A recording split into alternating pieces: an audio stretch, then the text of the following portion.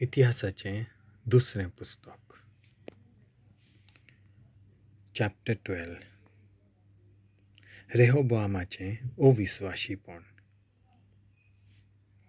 जेन्ना रेहोबोआमान आपली राजवटकी थिरायली आनी खूब बलिश्ट जालो तेन्ना ताणें आनी आख्ख्या इस्रायलान सर्वेस्पराच्या कायद्यांक पाट ओडली.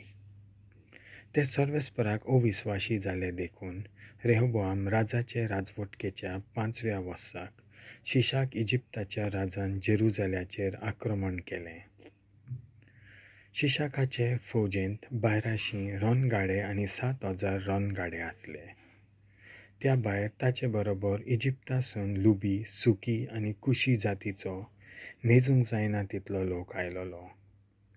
शिशाक राजान जुडाची मजबूत केल्लीं शारां ताब्यांत घेतलीं आनी तो जेरुजाल्यांत भितर सरलो. तेन्ना शेमाया प्रवादी रेहोबोआमाशी आनी जुडाच्या अधिकाऱ्याशी आयलो. ते सगळे शिशाक लागून जेरुजाल्यांत एकठावले. ताणें तांकां म्हणलें, सर्वेस्पर अशें म्हणटा, तुमी म्हाका सोडलो देखून हांवेंय तुमकां शिशाकाच्या हातांत सोडलें. हे समय जुडेयाचे अधिकाऱ्यांनी आनी राजान आपणाकूच ल्हान केले आनी म्हणलें, सर्वेस्पर प्रामाणीक. जेन्ना तांणी आपणाकूच ल्हान केलें म्हूण सर्वेस्परान पळयलें तेन्ना सर्वेस्पराचें उतर शेमायाक अशें पावलें, तांणी आपणाकूच खालती केलें म्हूण हांव तांचो भस्म कोत्चो ना, पूण हांव तांकां सोडयतलों. हांव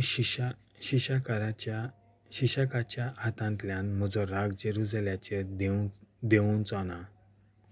ते शिशाकाचे चाकर जातले.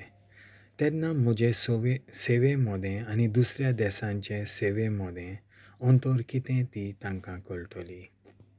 म्हणटूच इजिप्ताच्या राजा शिशाकान जेरुजाल्याचेर आक्रमण केलें. ताणें सर्वेस्पराच्या मंदिराचीं आनी राजमहालाचीं बांदारां लुटलीं. तो सगळ्यो मोलाच्यो वस्तू घेवन गेलो. तशेंच सोलोमन राजान केल्ले भांगाराचे दाल चोरून व्हेले. रेहोबोआम राजान भांगाराच्या दालां सुवातेर पितूळचे दाल केले आनी ते राजमहालाच्या प्रवेशदाराची राखण करतल्या मुख्य राखणदाराच्या हातांत दिले. जेन्ना राजा सर्वेस्पराच्या मंदिरांत वेतालो, दार राखणे ते घेवन येताले आनी परत हातयारां दवरपाच्या कुडांत दवरताले. राजवटकेचो संक्षेप. रेहोबोआम राजान आपणाकूच ल्हान केलो देखून सर्वेस्पराचो राग ताचे वयलो कोडचल्लो. सर्वेस्परान ताचो पूर्णपणी नाश करूंक ना. त्या उपरांत जुडांत सगळें बरें चलूंक लागलें. अशी रेहोबोआम राजान जेरुजाल्यांत आपली राजवटकी घट केली. ताणें राज करूंक सुरू केलें तेन्ना ताची पिराय 41 वर्सां आसली. आपल्या नांवा खातीर इस्रायलाच्या सगळ्या कुलां मदल्या सर्वेस्परान वेंचून काडलेल्या जेरुजाल्या शारांत ताणें 17 वर्सां राजवटकी चलयली. ताचे आवयचें नांव नामा. ती आमोन कुलेची आसली. सर्वेस्पराचे नदरे मुखार जें वायट आसलें तें ताणें केलें. ताणें सर्वेस्पराची खुशी जाणा जावन वो सोडूंक आपलें मन लायलें ना.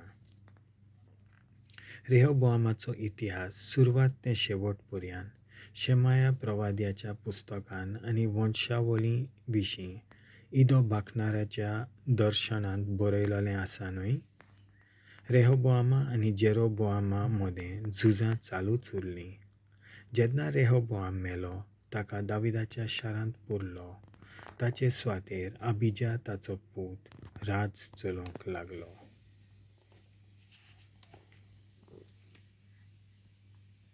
देवाचें उतर हें.